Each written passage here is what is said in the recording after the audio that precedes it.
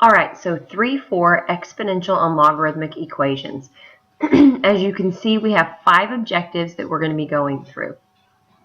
The first two are both solving exponential equations. We have 2 different strategies that we'll use to solve exponential equations, and objectives 1 and 2 go through each of those 2 strategies.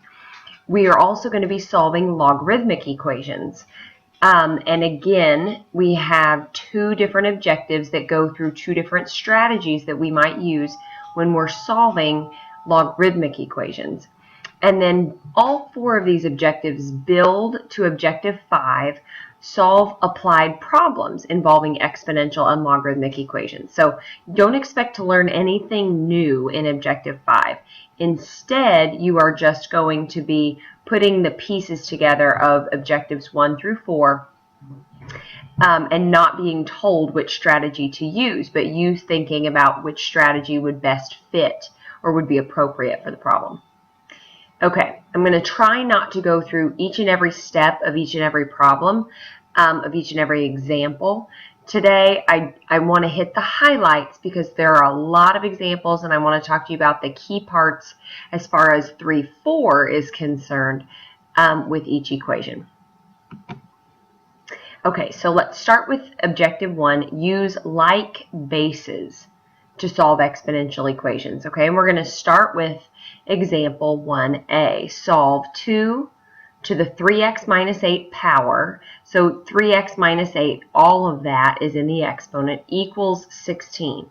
Okay, this strategy using like bases is something that we will be able to use from time to time. It's not something that will be appropriate for every situation. It's only appropriate if we can rewrite both sides with the same base. Okay, remember the base would be over here the 2 and over here the 16. So if we could rewrite one or both of these sides so that the bases match, then the rest of our solving process will be a piece of cake. Let me show you what I mean. 16, we all think of 16 as being 4 squared, but 16 could also be rewritten as 2 to the 4th. Okay, now that base exponent is, I'm going to say, never interchangeable, except it happens to be that 4 squared and 2 to the 4th match, but that wouldn't work with like 4 cubed and 3 to the 4th. That would not work, okay? But 2 to the 4th is 16. All right, so now that we have rewritten the 16 as 2 to the 4th, and now it's equal to 2 to the 3x minus 8. Okay, so think about it. If 2 to the 4th is the same thing as 2 to the 3x minus 8, then 3x minus 8 has to be equal to 4. If you have an equation of 2 powers set equal to each other, if the bases match, the exponents must have to match. If the bases are equal, then the exponents must be equal. And that's what we have with this equality statement, 2 or 3x minus 8 equals 4. And now we just have a linear equation that we can solve, solving the 3x minus 8 equals 4 to find that x is equal to 4. Okay? Again, this is rewriting an equation, an exponential equation, so that we have like bases. For part, this box is in your textbook, just putting a formal definition to what I've said. If b to the m is equal to b to the n, then m must be equal to n. And this goes through the process for solving with like bases. Rewrite so that we have the same base, set the exponents equal to each other, and solve for the variable. All right, I'm going to get you started on part B. I'm not going to finish the whole process. We have 27 to the x plus 3 equals 9 to the x minus 1. So in this case, 9 to the is not going to give us 27, or not very easily. You could think about it, you could get it, but it would definitely take a little wiggling. It's much easier to think that, okay, we can rewrite 9 as 3 squared, and we can rewrite 27 as 3 cubed. So now we do have the same base. And I want you to notice the subtle difference between the line previous and the one I just revealed. This one is showing the grouping around the 3 cubed, just showing we're rewriting 27 as 3 to the 3rd power. But I want you to remember what we do with these exponents. When you have a power to a power, you're actually multiplying the cube to the x plus 3. And so that's what this is showing you here. The grouping around the x plus 3 says we need to multiply this 3 by both the x and the 3. Same goes over here with the 3 squared. It was grouped to show the replacement of the 9. And we're going to take the 2 times the x minus 1. So we've shown the grouping around the x minus 1 here to be sure that we multiply the 2 by both the x and the 1. All right, so once we do that, we have like bases. We have set our exponents equal to each other. And then you're going to finish and solve this like you would any other equation. I have copied this from the textbook. You can go back to it and look through it. But we're just setting the exponents equal and then solving. Feel free to pause if you want to finish this process before we go on. Okay, so objective 1, use like bases to solve exponential equations. Objective 2, use logarithms to solve exponential equations. We've learned earlier in the chapter, 3.1, 3.2, we used it in 3.3, that exponential functions and logarithmic functions are inverses of each other. So if we need to solve an exponential, as you can see here with example 2, we have these exponents that are variables. We can maybe use logarithms to get to the exponent if we can't rewrite with like bases. So if we're looking at example 2a, we have 4 to the x equals 15. Well, 4 to the is not going to give us 15. And we can rewrite 4 as 2 squared, but 2 to the isn't going to give us 15 either. So option 1, like bases, is out. We need a new option. And this option is to use logarithms to do it. And let me show you what I mean. We can, if you remember back to our logarithmic properties, remember there was a property that allowed us to take what was in the exponent and bring it down and in front as a multiplier. Okay, that was if we had a log here. We don't have a log there, but we could get a log there so long as we take the log of both sides. Okay, now they've used natural logarithms here. It honestly does not matter. You could say log of both sides, that would be the common log, or the natural log. For this particular problem, it doesn't matter. I will tell you in a minute when to use what. I use natural log as they have used here in the book. And the reason I use it is because natural log we abbreviate with 2 characters, ln, instead of 3 log. That's the best reason I have for you.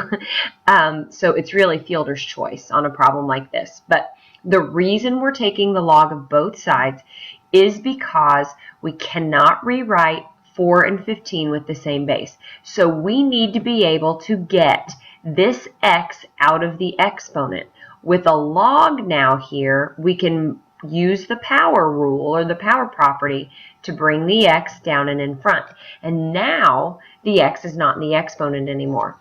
And we can divide both sides by the natural log of 4 to find out what x is equal to. Okay, this is the exact answer. Approximately, it's equal to 1.95. Make sure you check this with your calculators so that you know that you're grouping correctly before you press equals. Okay? All right. Let's go on to part B. Part B is 10 to the x equals 120,000. Again, you could try to rewrite 120,000 as a 10 to the, but it's not going to happen. 10 to the 5th is 100,000. 10 to the 6th is a million. 120,000 is between 10 to the 5th and 10 to the 6th. So we have something reasonable that we can think about for x. We know it needs to be between 5 and 6, closer to 5. Because 120,000 is closer to 100,000 than it is to 1 million. Okay, Now, I want you to notice what log they took of both sides. Instead of doing natural log like they did in part A when we had a 4 to the x, they used common log, LOG, of both sides. So why did they do that? Well, remember that a common log is a log with a base of 10. And there's that nice inverse property that we learned earlier in the chapter about the log of 10 to the x power is just x. The base 10 of the log and the base of this power 10 to the x match, and those will cancel, leaving you with this exponent x. So x is equal to the log of 120,000 and approximately 5.08 if you check that on your calculator. Okay, so example 3, same deal, all right? I want you to focus for a second on this at the top. We're asked to solve 40 times e, this is the number e, to the 0.6x, that's all in an exponent, and then minus 3 is now down, it's not in an exponent, equals 237. If you compare that to example 2, either part A or part B, you're going to see that this is a lot more busy. We have a lot more stuff going on here than we do there. So when we're solving an exponential equation, we're wanting to rewrite with like bases or insert log and take the log of both sides. Use a logarithm to solve it. If the problem is very crowded and busy as this is, we are going to clean it up first, okay? We're going to clean it up by getting the e to the by itself. Okay, so what your steps say in the book, it says isolate the exponential expression. That means move anything that is not the base to the, okay? The 3 needs moved and the 40 needs moved. We're going to do that in a minute. And then after you isolate, then you're going to take the log of both sides and you're going to simplify and solve. Okay, so specifically for this one, notice we have moved the 3 through addition, divided by 40, and now you're ready to go through the same process that we did with example 2. I want you to think about which log would be appropriate. We need, the main one is the e, because e is what's e to the 0.6x. So would log, LOG, be appropriate? Or would natural log, LN, be appropriate, or is it a fielder's choice like it was with example 2a? Okay, on this one, the natural log is the one that's appropriate because remember, natural log is a log with a base of e. So again, natural log and e cancel, and we're left with 0.6x equals natural log x, and x is natural log of 6 divided by 0.6. Again, check to make sure in your calculator you're really getting 2.99, and please watch when you write this down on your paper that it's the natural log of 6, and that is all over 0.6. The 0.6 is not part of the natural log. All right, one more. This is the most complicated of these. Notice that the headings for examples 1, 2, 3, now 4, they all say solving an exponential equation, solving an exponential equation. We're just throwing in little tricks along the way to make the problems, to show you more difficult problems. So take a look at this one and see what you think makes it more difficult. In this one, notice that we have x's on both sides of the equations in the exponents. Okay, but we're still going to ask, can I rewrite these bases as the same, 5 and 4? Can't do that. So we're going to have to go with the logarithm route. And if you look at the base 5, the base 4, do either of these prefer log, common log, base 10, or natural log? No. Common log would be if you have a base of 10 in here, if either of these had been 10 to the. Natural log is when you have e to the. If it's neither of those, then it's your choice, whichever one you want to do. Mr. Blitzer tends to agree with me that natural log is 2 characters instead of 3, so we're using natural log again. So we've taken the natural log of both sides. Okay. for the same reason that we did back in example 3, or example 3, example 2. We want to get that variable down. So watch what happens though, because this is the key step here. Be sure that you put in parentheses around the exponent when you bring it down. We put in the natural log so we can get the x down, but we actually have to take the whole x minus 2 down and in front of the natural log of 5. So it's x minus 2 grouped times the natural log of 5 times 2x plus 3 grouped times the natural log of 4. Okay, and this is going to get slightly messier before it gets better, and this is one that I really want to walk you through the whole process. Okay, you can be writing this down, you can be following through in the text because that's where this came from. All right, so first thing we're going to do, remember our whole point here is we want to solve for x, but we have an x on the left in this group, we have an x on the right in a group, and we need to somehow get the x's out of the group and really get the x's together. So what we're going to do is we're going to go ahead and distribute the natural log into the group. Okay, there are different ways we could go about this solving process. This is the most common way you'll see. We can go ahead and distribute the natural log, okay, and it looks messier, but what we need to do is get the x's on the same side. So let's move the x terms to the left and the non-x terms to the right. This skill is a really important skill that we'll use next year in calculus as well. Okay, so we have the x's together now on the left and the non-x's together on the right. And now we're going to take advantage of our Algebra 2 friend, factoring. We'll see that one again today. Now that we have the x's together, we can actually factor an x out. Okay, and then we can divide both sides by the natural log of 5 minus 2 natural log 4.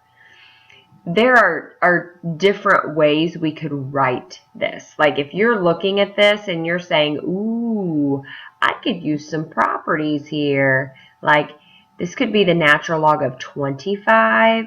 This could be plus the natural log of 64. And then the addition property, the natural log of 25 plus the natural log of 64 would be the natural log of whatever 25 times 64 is. Okay, those are things you could do.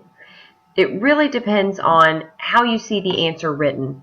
So if you go through a multiple choice test and you've done everything right, and you're looking at your answer, and your answer doesn't match any of the others, I want you to think, could I use some properties to condense this? Or think about the decimal approximation. Okay, you could get the decimal approximation for this one and then see which choice matches your decimal approximation. All right, let's talk about example 5.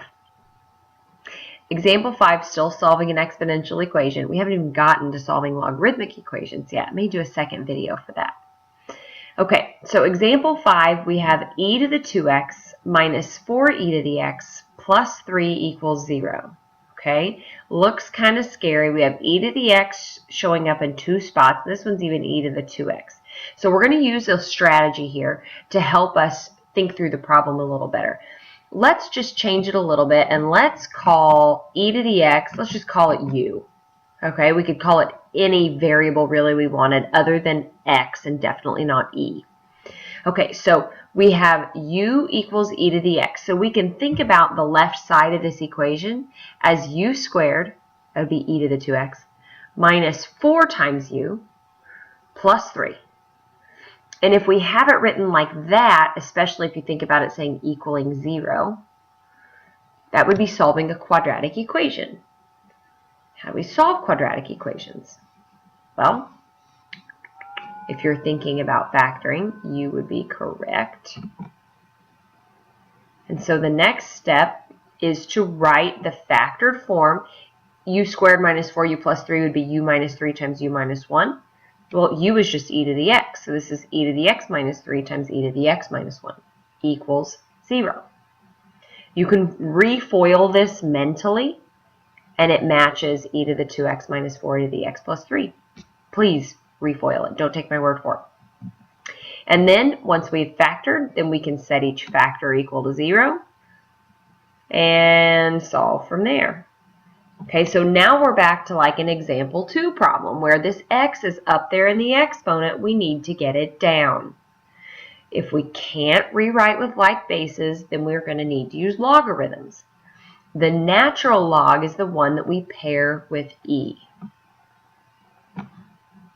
Okay, and we're going to find that x is the natural log of 3, and then x is also equal to 0. So we have 2 answers right here.